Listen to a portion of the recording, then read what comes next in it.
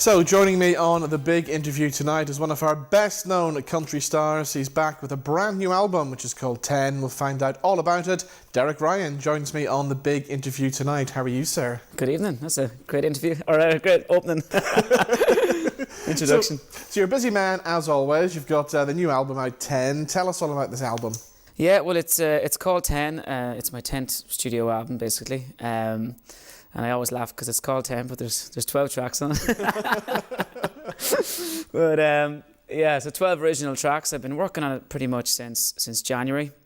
I went out to Nashville, wrote a few songs out there, and the rest then I wrote with friends of mine, or on my own, or friends of mine here in Ireland. So yeah, probably it's probably my most progressive, as I would call it, Irish country album that I've done. And songs like Honey Honey with Lisa McHugh and The Door, and there's a lot of I have to say my producer Jonathan Owens has kind of tried different things. He's kind of pushing the boat out a little bit, so it's great. And there's also your other rivals like You Can't Stay Here, and kind of people in songs that people would be used to from me, I suppose. So yeah, a bit of everything really. And of course, we're all loving the single with Lisa, Honey Honey. It's been a great success, hasn't it? Yeah, it really has. Yeah, I mean, look, we've known each other for years. Really, we started out doing the same kind of spots, in little halls, all around, and so it was about time we did something together, really. And I had a song that I felt could be a duet, and I wrote it with a guy Owen Blacken, who I wrote a lot of stuff with, and I said, look, we'll play it to Lisa and see what she thinks. So thankfully she loved it. And you know what? It's kind of unusual because we both sing it in the same key, right, which is it's unusual, but it really works when it kicks into the chorus. Our voices really blend well together. And I knew the minute we did a kind of a demo in the studio, it was like, this is gonna rock. Like, this has to be a single. So last time you were in Belfast, you were here for the Farmers Bash, which is just a massive gig, isn't it? Yeah, it was unbelievable. Yeah, I have to say now, like, I put it up on social media the next day. I said that's probably the best yet. It really was. Last year was brilliant. Don't get me wrong, but I suppose the first for everything, everyone's up kind of, and they're a bit anxious and they're a little bit. You don't really know what to expect. Yes, yeah. But this year everything was a lot more relaxed, and the crowd were up for it. It was. I really enjoyed it, which was the main thing, Yeah. I really, really enjoyed it, and hopefully the crowd did as well. And just a night for the memory books, really. Yeah. So it must be nice to play a big gig like that and then do the smaller acoustic unplugged stuff you're doing at the minute as well, getting right up and close to the people. Yeah, I mean, look, I enjoy all types of gigs really, but the unplugged came about because we were doing this gig in McCrory's in Culdaff every year, just a 3-piece, and it was selling out every year, and we just had so much fun doing it. I said, we need to take this on the road, and the whole idea was to play venues we never played before. So we didn't want to take it to the regular theatres that we play or whatever, so the Black Box in Belfast. I'm looking forward to that, and as you say, it's a nice contrast. We do our dances, we do our festivals outside, we do our arenas. Yes, yeah. But I just really enjoy these gigs, and I have a great chat with the audience, and chat about the songs, where they came from, and sometimes we take up requests as well. People might shut up a random song, and away we go. So it's great fun, and it's kind of funny because people really don't know what they're coming to in a way. Yeah. But no, it's great. It's really, really enjoyable. So I was looking down your list of tour dates, especially for this year. It's been a crazy, crazy year for you, hasn't it? Yeah, it has. I mean, I think we hit kind of 200 or more gigs a year, which is a lot. It's a lot of travelling. But no, I love it. I mean, look, it's great to be so busy, really. Not so long ago, I was gigging in pubs in London and kind of wondering how I was going to pay the rent, to be honest. No, look, it's fantastic, and the glory of it is for me as well that I get to perform my own songs. So I have a platform and an outlet. Obviously, we do covers and everything else, but I have an outlet there for if I have a song that I think might work, and I get to play it and perform it all over, so it's great. And of course, it must be nice winning the awards. You won the Irish Post Awards for Best Singer this year, and then it must be nice to win one for your songwriting as well. Yeah, it was great. I mean, look, I've won a couple of awards for songwriting, and so it was nice to actually finally win a Best Male. So I've been on the scene maybe 7 years or so. So it was fantastic. But it's been a great year, and The Fire last year was my album, which was a great success as well. So, look, I suppose you just keep working away and see what happens, you know. And was songwriting something you were always good at? Or does it take time to learn your craft? Some might argue I'm still not good at it, but no, look, it's something I started writing songs when I was 12, 13, but yeah, like they weren't very good, like. Yeah. But I always had an interest in poetry, and I got an A in English. I always say this, but I'm very proud of the A because it was my only A in my Leaving Cert. So, always had an interest. A great English teacher, so she encouraged me to be creative and everything else, and that combined with the music we were playing at home, and then I got it in a pop band, and we got publishing deal for writing. So I got to write with a lot of great writers, you know, and learnt a lot from that, and worked with great producers who were also writers, and just constantly looking around and learning. And then I decided to kind of take the craft back to the Irish country music scene, because at the time, you know, maybe 10 years ago when I was thinking about releasing God's Plan, there wasn't too many guys, if any, really releasing original songs, you know. There was a few, don't get me wrong, probably someone would ring in and go, you know, there was guys writing songs and very good songs, but in general, not on a consistent basis, I don't think, and people actually encouraged me not to release original songs and just try and find something that people might know and do your own version of it. But I wasn't I do that sometimes, obviously, but it's not what I really am about, you know. So when you were growing up, was there always music and country music around your home? Yeah, there was. Daddy, my dad Pat, still plays in a two-piece social dance band, so he would have been playing traditional music and then country music as well. Mostly kind of, you know, music from the Irish stars like Big Tom and you know, Gene Stewart, and you know, all those guys, and Brian Call, and so we would have grown up listening to all that. And then as time went on, we had tapes from Daniel O'Donnell and Louise Morrissey, Declan Ernie, John Hogan, you name it. So I grew up surrounded by it. So it's no surprise really to people that I'm writing in that genre, and I sing in that genre, because I just feel so comfortable. I pretty much know every song, you know, and from years ago, and you know, so yeah, we're definitely always surrounded by it. But I think you can tell that by and you can tell when other guys and girls have been growing up with it as well, you know. So it's great. And your first kind of interest in music started at the age of 4 when you were given this drum kit. Is that correct? Yeah. I got a drum kit for Christmas. Now it was a Thai drum kit, and just loved it. I think there was holes in it after about 2 weeks. 'Cause it was just me baiting away. I'd say my parents regretted getting it, but a few years later, then I got a real drum kit, and I kind of went off music for my period between 4 years old and maybe 8 or 9. I was just mad into sport. Loved soccer, handball, you know, you name it. Sport. And then I got the real drum kit, and that's when I really got into it. And then you went on, you became like the Boron champion or something, didn't you? Yeah, the Boron, I won the Cayley Drummond All-Ireland and the Boron All-Ireland in the Flacchioles. So I was kind of an early... I peaked soon. I was 9 when I won the All-Ireland and the Boron, and then I was 15 when I got the Cayley Drummond one. That was kind of more of an achievement really, because it was a tough competition, if you know what I mean.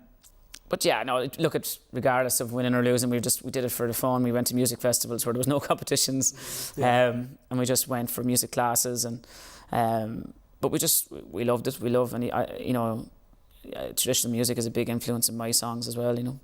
And of course, you were very young when you got into the boy band D-Side. That was the first time that I met you, when you were touring with the guys. Yeah. There must have been a lot of pressure at that time, because you'd had your Boyzone, you'd had Westlife, and then come this new boy band, D-Side. So what was that whole experience like? Yeah, it was crazy. Like, looking back, you know, again, I wouldn't change it, because I learnt an awful lot, you know, about the business, more so about the business than anything else, and how it works, and, you know, what you need to do, and how hard you have to work. Yeah. You know, we got a great work ethic initially from my dad, but I would have, you know, even in the boy band, like, we worked hard, you know, we didn't make any money, but we worked as hard as any band worked to get there, and unfortunately it didn't work. But you're all over the world, weren't you? You were like getting on planes here, there and everywhere. Yeah, we were. We toured Germany with a girl called Jeanette, who's kind of like was the German Britney Spears, kind of, you know. We did 2 weeks with her. We toured Japan quite a lot on our own tours. We did gigs in Sweden, France, Holland, Belgium, you know, Ireland, UK. We did all the arenas a couple of times with different bands, and the Smash Hits tour. Top of the Pops, you know, if anyone growing up who's my age, I did all the things that you would say, wow, we're on the front cover of Smash Hits and we performed on Top of the Pops. Like, that's pretty, exactly, yeah. It's pretty cool, like, you know. I got a Blue Peter badge as well, so I mean, I've got 3 things rocking there. So look, it was a great experience. At the same time, it's unfortunate that it didn't work out. You know, it's kind of funny now, you see the bands coming back that were out 20 years ago, and they're still going, and you kind of wonder why, you know, where did it go wrong for us or whatever. But at the same time, I'm dare I say it, I'm kind of glad it did, because I'm much happier now. I'm doing the music that I have control over. And so the time when D-Side finished, did you think, that's it, I don't want anything more to do with the music industry? Basically, yeah, I did. And you know, it was, you know, it's hard to know what, I suppose, depression is, but it definitely was a down for everyone considered in the band, you know, because we were going from being really busy to being in VIP parties, you know, being on all these shows to nothing. Yeah. You know, and you're sitting in a house in London and you're kind of going, right, what do I do now? Yes. You know, and as well as that, in a way, like, you're kind of known as, maybe locally and all that, you're kind of known as your man from the boy band, you know, or you're known to people as this guy, and they don't really, you kind of have to, you don't even know yourself, because I was in the band from school to the band, like, so I didn't really know myself. So I decided I have to get my brain in order, and I went back to university and gigged in pubs to kind of learn my craft. And you're studying to become an accountant, weren't you? Yeah, accountant and finance in UCL in London, like evening courses. So I always joke at the gigs that I was gigging at weekends and I was studying in the evenings, so I never had to get up in the morning. I had my life just totally worked out. Like, it was brilliant. So then how did you take the big plunge then and decide, yes, this is what I'm going to do full time. I'm going to go down this country road and do this? Yeah, I didn't take it easily, you know, because at the time there was recession and everything else in Ireland, and I had a song, I had God's Plan, and I recorded that in London with a friend of mine from the Pop days who did it as a favour. And did you know at the time when you wrote that song was going to do it for you? Did you know there was something special about it? Funny enough, I did. I did, yeah. And you know, some people say they didn't. But I didn't know it was going to do anything for me, but I knew it was good. Yeah. If you know what I mean. Yes. I knew there was something there. And I know that sounds like I'm saying my own song is good, but I knew there was... And I funny enough, I recorded it and I gave it to I gave it to a lot of singers here to record. Yes. So I didn't plan on coming into the scene, and then I moved back and I was gigging in Carlow with a wedding band and my own wedding band, and I was gigging in churches and pubs and all the rest, you know, singing at weddings, and no one took the song on. Right. Now, some of them tell me since they didn't get it, like the management didn't pass it on or whatever. So no one took it on. I said, you know what, I'm just gonna do this. Yes, and so I got home, and I remember I was out for dinner with my family in Kilkenny, and there was a country concert on in the function room of this hotel. It just happened. I just popped my head in, and I said to my family, I said, I could do that, like. And they went, just do it, so. Stop talking about it, will you? And just do it. So the next day I ordered CDs and literally went online and went through every DJ I could find and played country music in the land, like. Yeah. And bought a load of envelopes and sent it out, and that was it. That's what got it going. Yeah. Brilliant. Back to basics, like, no record company. And now, of course, the big tribute is everybody's recorded it ever since. And pretty much some guys I sent it to recorded it since. So, you know, it's funny. Yeah, it's funny. But look, anyone can, you know, feel free for anyone to record it. Have you heard any truly bad versions that you've gone, no, they've ruined my song? I haven't. No, in fairness, no, I haven't heard any bad versions. I actually searched it for fun. Sometimes I search it on iTunes. Right. Yes. And you know, obviously Drake comes up. Drake robbed my idea. You know, was it Drake? God's Plan, I think. Yeah. Yeah, but no, there's actually a really cool kind of bluegrass version online as well from America. Yeah. And then some other songs of mine have been translated into, Life is a River was translated into Swedish. Right. Okay, so that's really nice as well. Brilliant. So and then there's another song of mine, Fly, was translated into Italian. So, right. You know, it's cool to kind of get those songs back as well. What about the whole songwriting process? Do you write when you're on the road, or do you take a break and lock yourself away for a bit and do the writing? How does the process work? I used to kind of, whenever an idea came into my head, just, write on the road or write. But now I will like sing an idea into a phone or something, but I'll park it. Yeah. I won't. I used to write straight away, and now it's kind of, I have to plan it. Sometimes there will be an opportunity where you're at home and you can't sleep and you get the guitar at 3 a.m. and all those kind of rock and roll stories. But in general now I plan my writing sessions, and I either write on my own or write with people, and it's all kind of because I'm so busy that otherwise it just wouldn't. And a certain time of year would be more productive than others, like January, February, March, when I'm just doing theatres basically. I have a lot of time.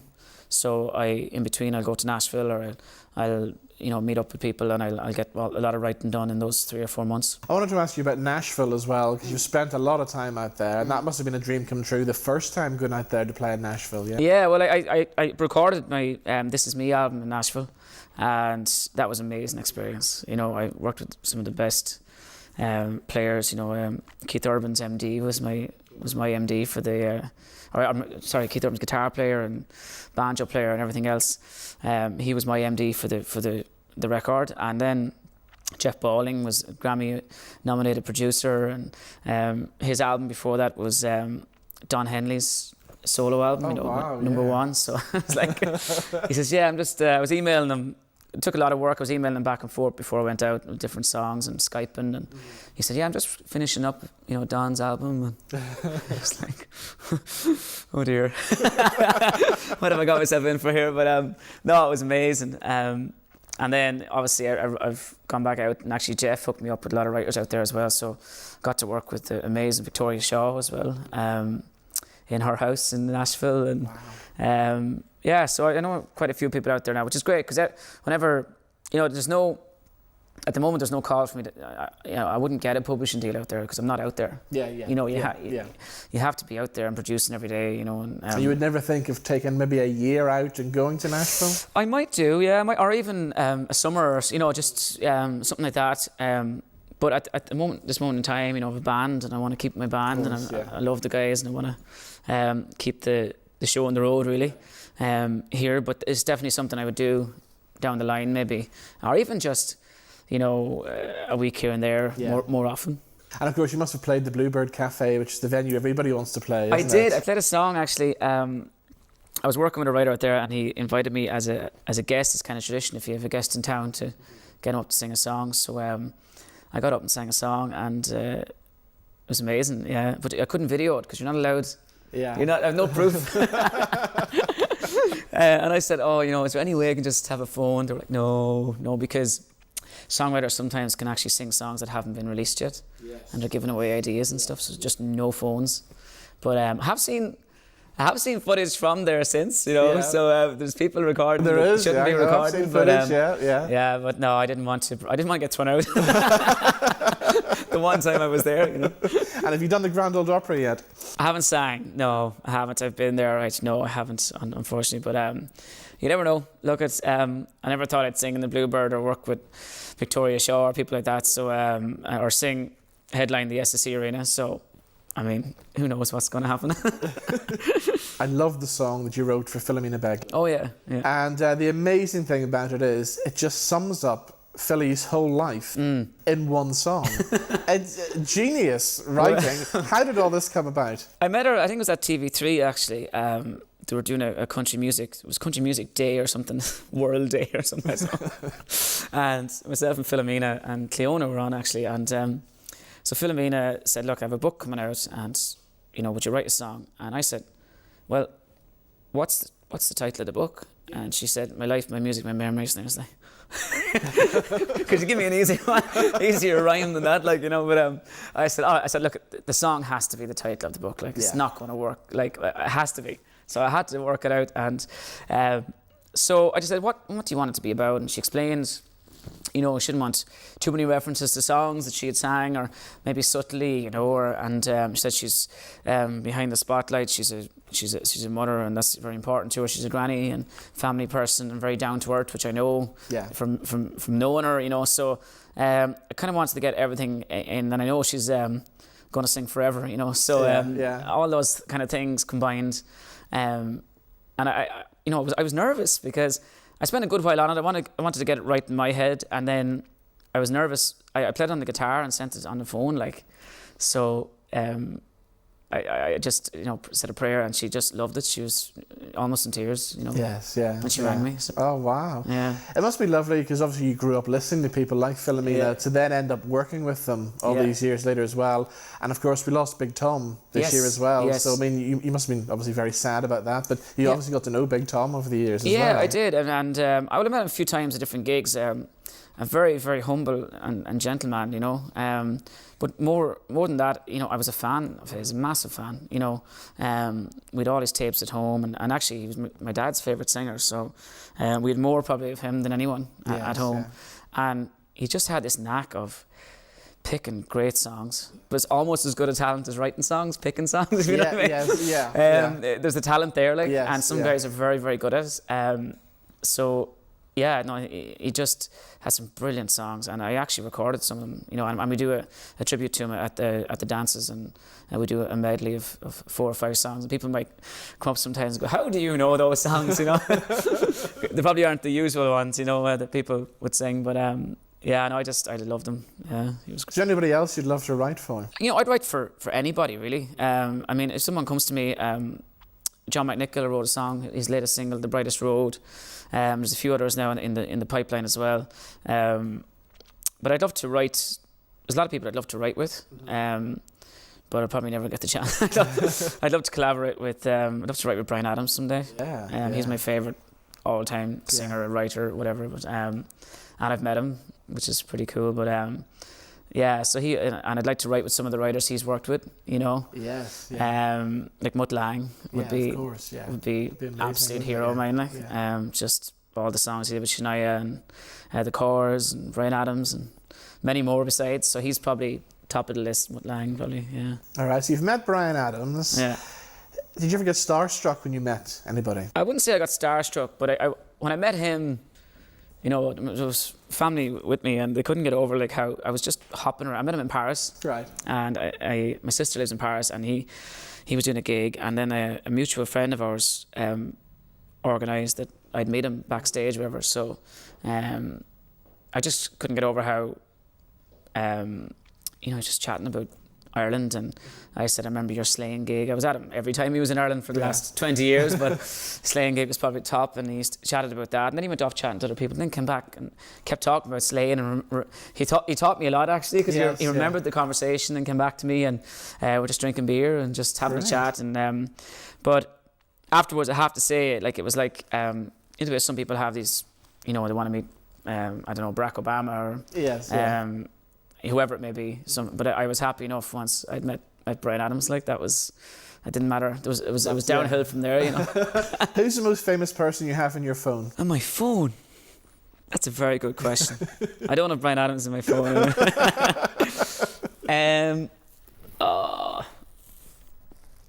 Who do I have on my phone? I'm trying to think what numbers I have. But I have Lisa McHugh and Nathan Carter. So are you all really genuine friends in the country scene? We definitely would have a drink. Yeah, we'd have a drink together, and I suppose everyone's so busy doing their own thing. Exactly.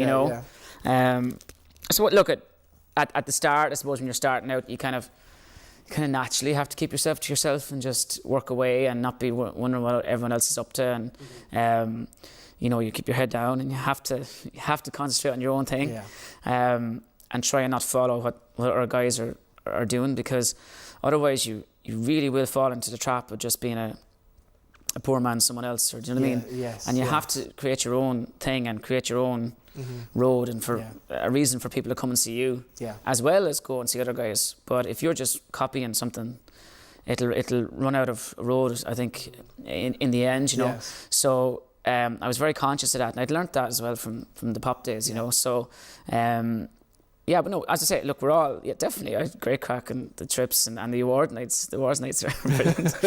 I definitely chat to everybody, Yeah, brilliant.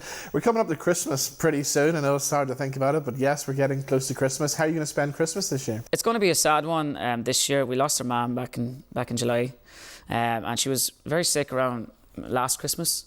So I don't really have too many good memories of Christmas in recent years. So I just think it'll kind of almost be a non-event for us this year. I think we'll just keep it just keep it to ourselves, I think, But I'll be working away. I'm working up to Christmas Eve, and then going home to Dad, and we'll just keep it quiet, I think. What was Christmas like as a child? Was it always a great time of year? It was, yeah, sure. Yeah. Christmas is for kids, really, we've I have a little nephew at home now, Alfie, and he's mad for Santi. But so growing up, that was magical. Yeah, great memories of Christmas, and I've actually sang at Mass every year for the last 22 years, I think. Wow. Yeah, Christmas Eve. So it's always a family time, and you always come back to Ireland for Christmas. Oh yeah. I've never spent it away. Yeah, I remember one time when I was in the band, we had to fly out Christmas night to Miami to record. So we got to Miami, the sun was shining, and there wasn't a Christmas tree or light in sight, and we were like, Christmas is over now. We just flew out Christmas night, Wow, yeah. So looking ahead to next year, what's the big plans for next year then? Well, obviously more touring, I would imagine. Yeah, more touring, and we have some pretty cool festivals in the pipeline abroad as well. We did a few in Spain and France this year, and we toured America this year as well. We did gigs in Boston, Philadelphia, and New York as well. So more festivals in Europe, and usual dances and festivals in Ireland, and a theatre tour January, February, March, and then we hit the UK again for more theatres, and then more acoustics in September, October, and so it's mental. So when you eventually do get a day off, what's your ideal thing to do on a day off? Sleep. Yeah. I'm like, it's funny because I'm not saying I'm old or anything, but when I first started, you'd be well able to do things on a Sunday or Monday, but if you gig for 5 nights in a row on the Monday, I'm wrecked now, so you'd like to think you go to the gym or something, but it's probably by Tuesday by the time you get to the gym or do something productive. But I love going for walks, and I love it's something I want to get into more, actually. Like we were just saying, End is in the band with me, and we're going to make a New Year's resolution that whenever we're gigging somewhere, whether it be Cork or Belfast or whatever, we just look up a trail and we just do walk, and we during the day and just clear our heads and chat. That's definitely something I want to do more. We've done it before quite a bit, but we're going to do it more. Because people forget when you're flying into these cities, most of the time you don't get time to see anything. You see the airport, you see the hotel, and you see the venue, and that's it, isn't it? Yeah. It's even a couple of weeks ago, I went to Slieve League, which is the cliffs, the highest cliffs, some of the highest cliffs in Europe, out in Donegal. And I played in Donegal more times. I've even played a gig in Kilcar, which is about 3 or 4 miles before these cliffs, and never made it and went to see the cliffs. So I said, you know what, I'm just going to do it, and so that's the kind of thing I'm going to be a bit more proactive about. Yeah. Brilliant. Are you thinking about the next album? Yeah. Yeah. I have a whole thing, idea which I can't say too much about, but it's to do with a song and an album and lots of things. So working on that now. Come January, that'll be my main focus. Yeah. Brilliant.